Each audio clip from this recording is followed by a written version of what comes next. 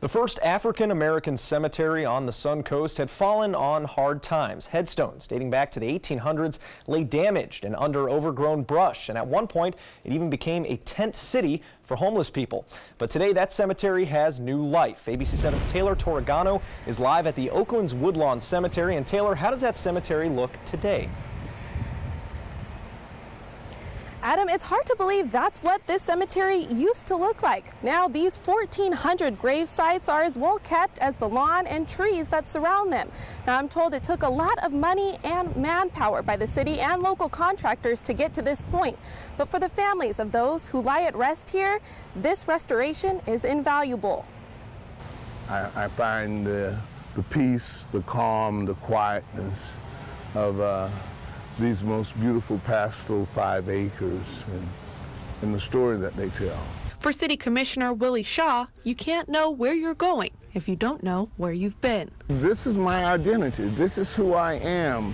I can go back and find a point of reckoning here that will drive me forward. I can go back and find their stories. Stories that begin in 1910. It starts here. My great-grandmother, my great-grandfather, my dad, my mother. The legacy of 28 other family members, too. But it's not just Shaw's identity that makes the Oaklands Woodlawn Cemetery so important. The cemetery tells the story of the community. In a time of segregation, this was the first and only cemetery where any African American could be buried in Sarasota County.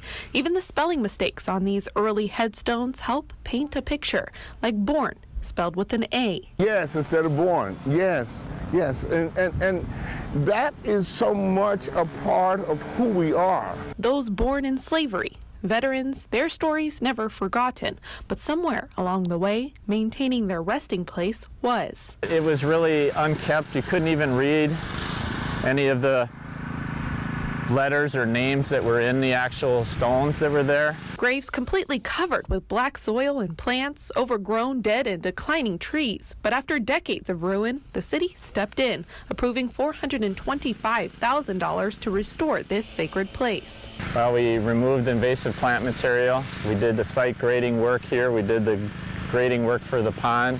We did palm and tree cleanup work. Much of the work was actually done by city staff to save money, but the hundreds, maybe even thousands of hours were well spent in an effort to preserve the home of Sarasota's pioneers. Because if you don't know your story, you can't make his story. Well, that was ABC 7's Taylor Torregano reporting.